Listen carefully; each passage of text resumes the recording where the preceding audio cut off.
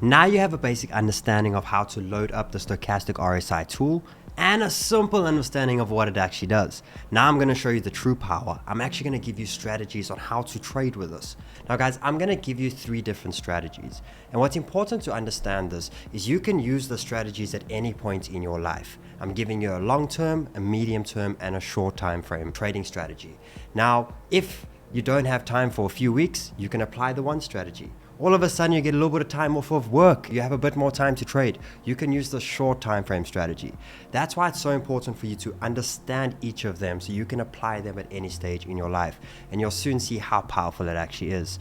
Now for the first one, I'm going to show you the long-term strategy. So if we jump onto TradingView, the first thing you want to make sure is that you're on the weekly candles. We're looking at a very high time frame view. Now the data that I'm showing you here is the last 4 years of Bitcoin. At the price 4 years ago, Bitcoin was around $3,500. If I bought that and I just held it throughout the last 4 years, I would basically be up by 360%, which is pretty good, right? Only if you obviously bought it at a really good price. A lot of people bought way higher. Now, if you apply this strategy, you would have made up to 1,800% in the exact same time.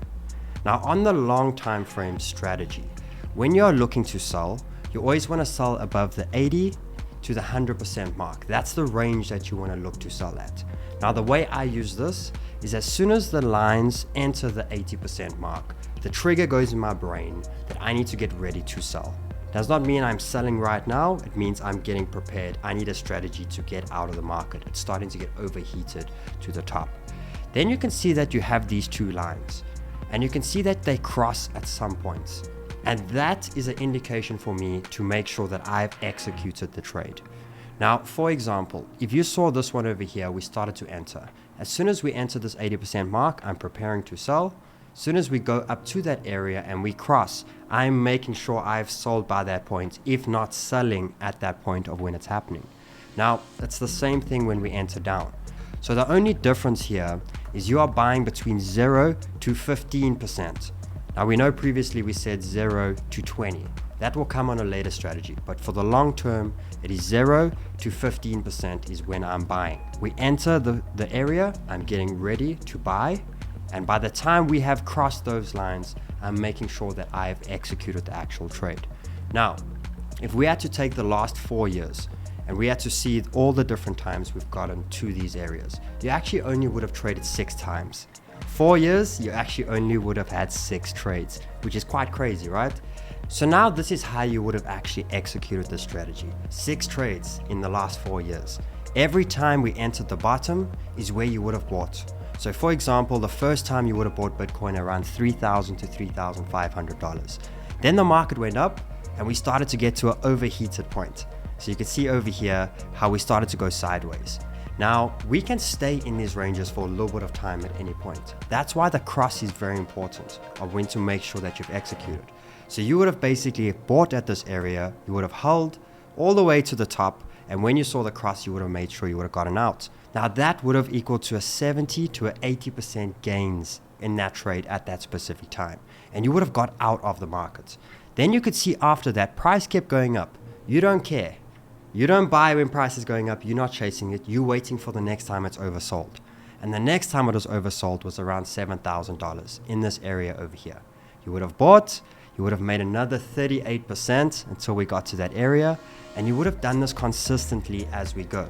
Now the big important thing to understand is as the trades progressed, by the time your 4th trade came in, something crazy actually happened. You got a really good buy, which was around $10,000.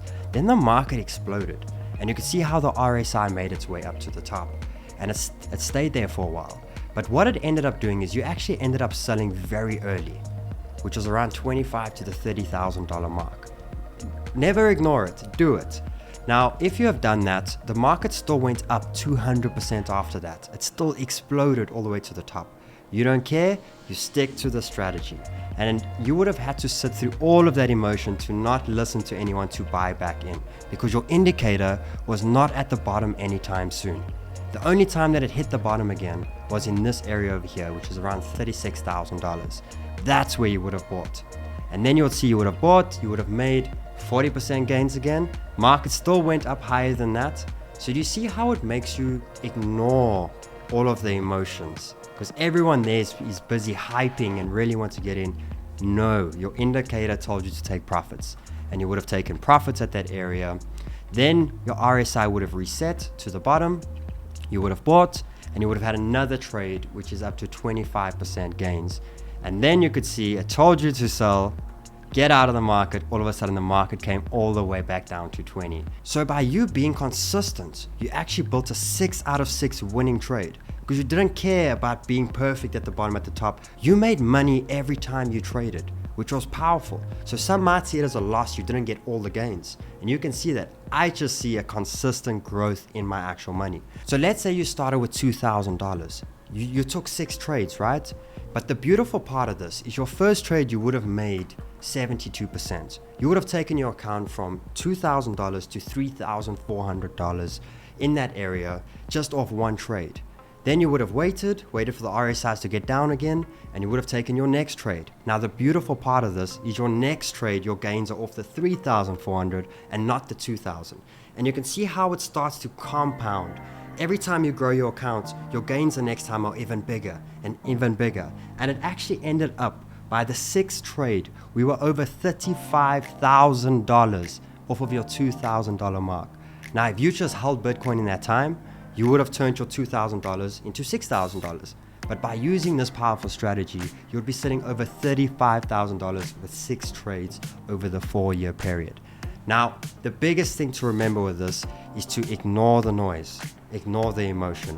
When the indicator tells you to do something, you do it. You close the laptop and you wait for the next signal. And when it gets to the area to get back in is when you implement again. So it's very important to ignore what anyone is telling you. If you follow a simple strategy like this, you'll see how consistently you'll make a lot of money. And imagine now you go through another 6 trades of this in the next 3 years. How far can you take that $35,000? Very simple and extremely powerful.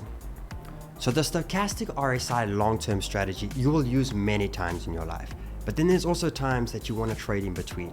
And that takes me to the next video, where I'm going to show you the medium-term RSI strategy, which is just as powerful.